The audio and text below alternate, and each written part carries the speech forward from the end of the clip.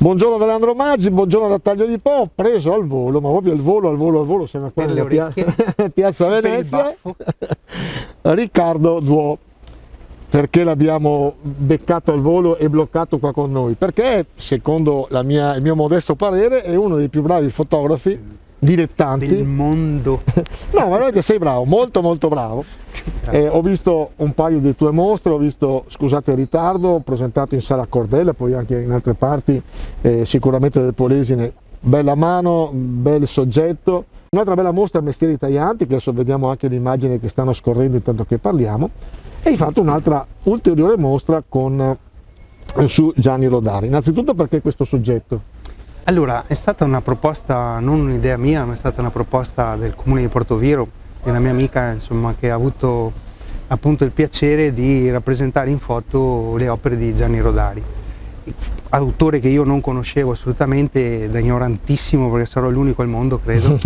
E sta cosa qua è stata, abbiamo tra l'altro deciso di chiamarla Scoprendo Gianni Rodari, che era più per me, perché io ho dovuto scoprirlo e quindi mi sono andato a leggere un po' di cose e sono rimasto molto colpito, insomma, dalle opere di Rodari e di solito quando fai una foto vuoi raccontare qualcosa, ma lui ha già raccontato anche troppo, quindi ho cercato un sistema solo per rappresentare, ecco, le sue opere. Quanto diventa arte, quanto diventa, come nel tuo caso, o quanto diventa tecnica? Allora, per me la fotografia è un linguaggio, è un modo di parlare.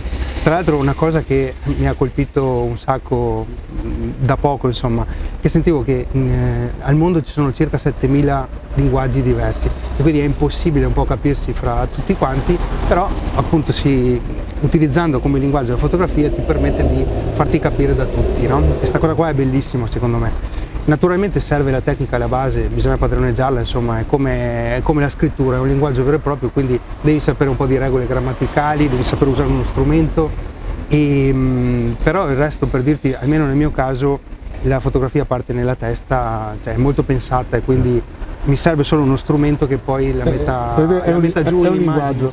E chi usa fondamentalmente, come quasi tutti in questo momento, più lo smartphone per fare le foto, tu cosa ne pensi?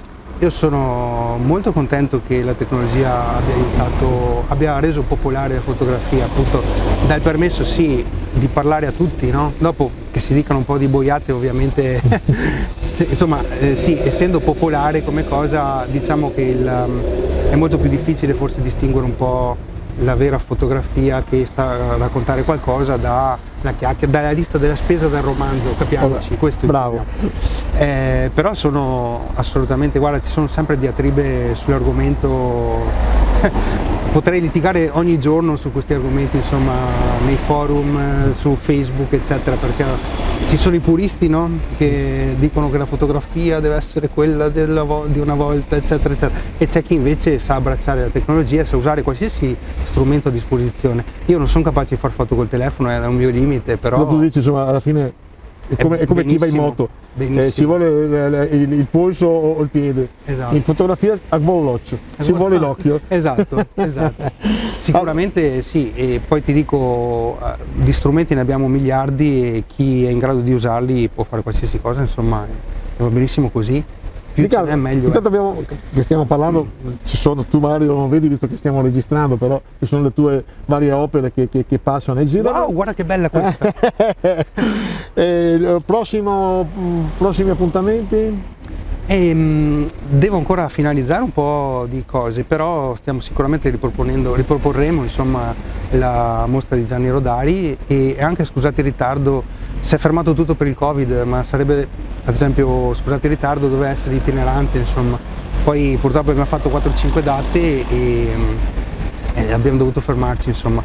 E non ho altro in canna, non c'è nient'altro. Ci sono dei micro progetti quotidiani che nascono e trovano il loro tempo, micro progetti settimanali, ma... hai un tuo sito? Sì, ho un sito. Come si chiama? Dopo lo mettiamo in sovraimpressione. Più difficile basta cercare su Google Twice Folio, scritto TWICE, Twice Folio, così senza... Vabbè, quindi una cosa più semplice in dialetto, no? No, ci stavo lavorando, ma...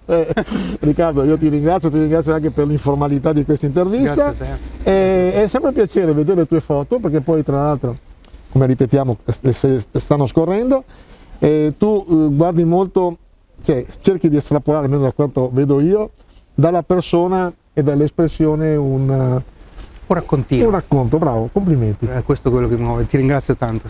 Grazie a tutti voi. Da Troppo giovani, bravo. Proprio da giovani. No, da Covid più che Da altro. Covid. E adesso basta, via. Sulle maschere.